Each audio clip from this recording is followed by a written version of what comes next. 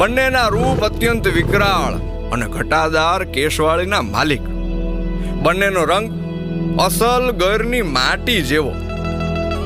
ખોરઠની સીમમાં આવેલ હાવજની વસ્તીમાં સૌથી મોટો ફાળો આ બે નરનો છે. એક દીમાં 30 થી 40 કિલોમીટરનો પ્રવાસ ખેડી શકે એવા આ નર શિકાર કરવા ભેળા જાય અને એક મારણ કરતો હોય ત્યારે બીજો સિંહ બાળની રખેવાળી કરે. ઘરનું અસલ રાજ પરિવાર જ જોઈ લ્યો. આંગણે આવતા કે રસ્તે મળતા કોઈ માનવીને કનડગત નહીં કરવાનો. બેયનો બાદશાહી મિજાજ.